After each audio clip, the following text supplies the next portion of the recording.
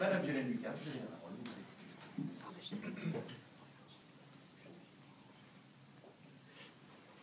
Monsieur le Président, messieurs les membres du jury, est-ce que j'ai l'air d'avoir bien? Certes, je dois vous l'avouer, je suis un petit peu plus âgée que mes camarades de promotion. Parce que je suis en Master 1, parce que j'ai redoublé ma 3e année, accessoirement parce que je suis en reprise d'études et puis un petit peu 20 ans de plus qu'eux. Alors certes, j'ai des façons de faire, de parler, de citer des livres qui sont différentes des autres étudiants, simplement et à ma décharge. Cela ne sert pas forcément l'éloquence d'avoir la voix chevrotante par instant, le geste de l'oratrice qui tremble et l'échine qui ploie sous les ans. Comme vous le constatez, je vous dis la vérité sur moi. Mais nul narcissisme ici, ou du moins si vous en sentiez, je vous prie de bien vouloir absoudre mon impudence à dévoiler ainsi des pans de mon intimité. Cela ne vise en réalité qu'à illustrer ma démonstration. Avouer, c'est dire la vérité. Pour paraphraser Montaigne, que je n'ai pas connu, je dirais que je suis moi-même la matière de ce discours parce que le sujet l'exige. Mais, parlant de moi, ce sera de vous, de toi, auditeur, mon frère, mon semblable, dont je parlerai. Alors, oui, avouer, c'est dire la vérité. C'est révéler ce que l'on sait être la vérité, mais que l'on ne disait pas. Lorsqu'un prévenu a avoué, c'est la certitude pour le juge d'être arrivé à l'élucidation du crime.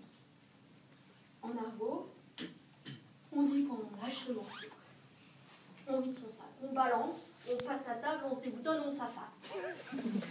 Bref, on passe aux aveux. Un peu comme lorsque mon chef de service, Astor, un Argentin, à qui je demandais une nouvelle autorisation d'absence pour venir à cette demi-finale du concours d'éloquence, parlant du président de l'ISIAS Nantes, qui fera de vous plus qu'un étudiant, me disait l'autre jour, « Violaine, mon petit, je ne voudrais pas vous paraître vieux jeune et encore moins grossier. L'homme de la pampa, parfois rude, reste toujours courtois. Mais la vérité m'oblige à vous dire, votre Antoine et son concours d'éloquence commencent à me les briser menus. » En image plus choisie, Démocrite, que je n'ai pas non plus connu, disait que la vérité était au fond d'un puits et qu'elle ne se donnait pas à voir facilement, qu'il fallait accomplir des efforts pour l'atteindre, pour en saisir la limpidité. Et ce n'est jamais très agréable à dire la vérité. Montaigne, pour lui, écrivait que ce n'est pas aimer la vérité que de ne l'aimer que flatteuse et agréable. Il faut l'aimer âpre et dure, affligeante et sévère. Il faut en aimer les épines et les blessures. Phèdre, amoureuse du fils de son mari Thésée, avoue, malgré elle, son amour à ce beau fils que les dieux ont mis sur la route de son désir. Et, lui disant son amour, elle lui dit « Cet aveu que je viens de te faire, cet aveu si honteux, le crois-tu volontaire ?» Émotion tragique, sordide de cet aveu. Sa perlipopette, vous vous rendez compte, elle pourrait être sa mère. Enfin bon, moins gravement. Avouer est devenu aussi, dans le langage courant de notre belle jeunesse, que je fréquente à la faculté, une forme d'acquiescement. J'avoue, souligne ainsi la certitude que ce que l'on dit est une vérité universelle et incontestable. C'est en quelque sorte le truisme tag de la conversation estudiantine. Par exemple, comment il sac trop le prof, les notes de TD qu'il a mises en TD, c'est trop abusé, quoi. J'avoue. Hein. Ou encore, en fait, il est trop beau le chargé de TD. Ah, j'avoue. Hein. Pour autant, avouer n'est pas toujours la garantie que l'on dit la vérité. C'est ce que mon confrère aura à dire tout à l'heure. L'aveu peut être en effet extorqué, mensonger ou erroné, et le tribunal a le pouvoir d'en apprécier souverainement la valeur. aveu mensonger, aveu de psychopathe, d'hystérique, selon le professeur Bondieu de Var. Il faut donc flairer le faux aveu. Jean Rostand le disait en son temps. Sortant de certaines bouches, la vérité elle-même a mauvaise odeur. Et de fait, Zola avait une haleine assez fétide. Vous voulez un chewing-gum, Émile? Si. Prenez un chewing-gum, Émile. Mais tout ceci est pour le moins capillotracté et nous éloigne de cette vérité toute nue vers laquelle nous devions tendre et dont la politique post-moderne nous a donné également une vision surgissante, à la sortie de la salle de bain d'une chambre du Sofitel de New York. Mais l'aveu peut être aussi tout simplement l'aveu de son ignorance crasse qu'on préfère cacher. Ainsi, un aréopage de jeunes étudiantes accompagnées à l'issue d'un cours chargé de TD, expert en matière immobilière, et alors qu'il leur remontrait qu'en matière de beau, il existe des canons amphithéotiques. La plus mignonne de ces trois grâces jeta un j'avoue sonore qui tentait de camoufler qu'elle n'avait strictement rien compris. Les femmes, même jeunes, ont parfois cette espèce d'intelligence animale qui leur fait sentir que probablement quand ils parlent de beaux amphithéotiques canons, le chargé de TD ne leur parle pas de jolis garçons croisés dans l'amphi. J'avoue avoir eu moi-même recours à ce subterfuge. Pourtant, le mode d'expression de mes jeunes camarades me donne parfois un peu de fil à retordre. Ainsi, de ce jour où un jeune homme en survêtement, alors même qu'il n'y avait pas sport, rencontré à la sortie d'un examen, s'est jeté sur moi et m'a dit « Oh, toi, t'es trop la mif de la fac !» Et là, je n'ai pu, par mimétisme, qu'articuler ces termes, j'avoue. Parce que je ne savais pas ce qu'est une milf. Une milf. Milf, et je pensais, mais qu'est-ce donc? Du verlan, peut-être? Je reste femme, meuf, fille, bif. Je sais pas, une femme entre deux âges, une millénaire femme, milf. N'écoutant que ma curiosité linguistique, je suis rentrée à la maison.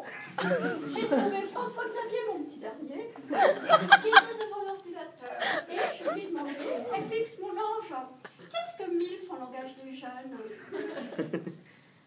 FX, j'en sais rien, maman. Peut-être la première syllabe d'un mot, par exemple, on dit test pour tester, ou anniv pour anniversaire. Milf, c'est peut-être l'abréviation de millefeuille. Tu vois, par exemple, on pourrait tester un MIF pour ton anniv, c'est-à-dire allons célébrer tes 13 ans en mangeant un millefeuille. Googlisons, chère maman, me dit FX. Nous avons donc googlisé MILF. Et c'est là, avec horreur, absolument joli, avec horreur, que j'ai découvert que ce sauvageon de la faculté m'assimilait à une sous-catégorie de la pornographie mondiale. Moi, qui suis plutôt une bourge frigide, en conséquence un peu barjot. J'ai appris en quelque sorte que la MILF est une ménagère de moins de 50 ans dont les amis de son fils aimeraient bien que... Enfin bref, l'acronyme de Mozart Inactif. Heureusement, c'est FX qui a appris les secours, ils m'ont réanimé, etc. Mais, pour vous dire toute la vérité, monsieur le juge, je suis retournée la nuit sur Google. Et je dois vous faire un autre aveu. Je pense que le monde moderne m'avait échappé jusque-là. Là, j'ai eu l'impression que j'avais 1000 ans. Et une sorte d'hibernatus devant son ordinateur. J'ai découvert ce qu'Internet avait fait de 1000 ans de lyrisme amoureux et de poésie courtoise de la tradition française. Et c'est à cet instant précis que m'est venue cette certitude quant à l'aveu et à la vérité. Dans le monde virtuel où nous vivons, avouer et dire la vérité sont les figures imposées de notre époque. Pratiquement, celui qui n'avoue pas quelque chose aujourd'hui peut être soupçonné de cacher quelque chose. Dans cette société du dévoilement, le secret est éradiqué. Et dans un climat de transparence volontaire, il devient impératif de tout dire, tout voir, tout savoir. Surtout si c'est à cacher.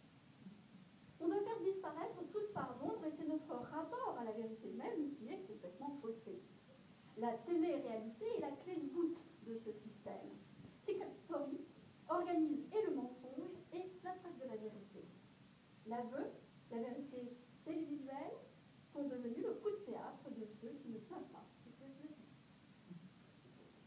Allez, je vous dis ce que j'ai sur le cœur, dans les tripes, la vérité que je cache, je vous la crache, je prends une caméra, un téléphone, un clavier, je dépose un statut, j'étale mes états d'âme, ma vie, ma pensée en 140 caractères et je n'en ai plus de caractères. Alors vous me direz, comme c'est le divertissement télévisuel de la ménagère de moins de 5 ans. Mais, la politique, c'est passé à l'aveu négatif. On a inventé en politique l'aveu éloquent. Un aveu qui a de l'allure, un chouette petit aveu bien lié, bien balancé, bien limité à la pure vérité. Autrefois, les journalistes parlaient au conditionnel de certaines informations. Ils y mettaient des formes, disaient qu'on s'autorisait à penser dans certains milieux autorisés. Aujourd'hui, sur fond de Nabila au confessionnal des anges de la télé-réalité, on a des politiques qui s'autorisent à avouer. Et on peut imaginer, chez les mêmes conseillers en images et communication de gauche et de droite, et même des extrêmes qui les flanquent, comme la saucisse encadre la choucroute, que voilà, là, j'hésite à m'autoriser un petit aveu. Qui un détournement de fond, qui une soubrette troussée d'estement, qui un orteil trituré, qui caïman inversement occulte à une secte bizarre, qui une croix gammée qui dérive chez les SS. Jaurès, Jean, affirmait « Le courage, c'est de chercher la vérité et de la dire. » À l'époque, le socialisme luttait contre la misère. Mais ce n'est qu'à l'aube de ce 3e millénaire qu'enfin le politique s'est emparé des vrais sujets et qu'il s'est mis à lutter contre la calvitie. Et si dans les années 80, Jarnac était le village du président de la République, aujourd'hui, c'est la devise de Bercy. Dès lors, ces âmes qui ploient sous le flot monstrueux d'aveux et de vérités transparentes n'ont plus qu'un seul geste pour s'offrir un peu de ténèbres. Ils effacent l'historique et naviguent en privé. Avouer, c'est dire la vérité. Et, pour ma conscience, j'efface en un clic ses effets secondaires. C'est peut-être la seule vérité, le seul aveu moderne qui reste, cette volonté d'effacer toute trace de votre passage dans ce flot d'images, de propositions, de millions de résultats de recherche en une poignée de secondes. C'est peut-être la seule forme d'aveu moderne qui subsiste. Alors, Monsieur le Président, Messieurs les membres du jury, je sais que vous aurez l'aveu sanglant tout à l'heure pour dire nos 4 vérités aux 6 candidats de ce concours que nous sommes. Et que peut-être vous déciderez, parmi ces 6 apprentis d'Isias, d'effacer l'historique. Pour autant, lors de cette fessée rhétorique, je vous prierai, tous les 3, de rester ferme avec moi comme avec les autres,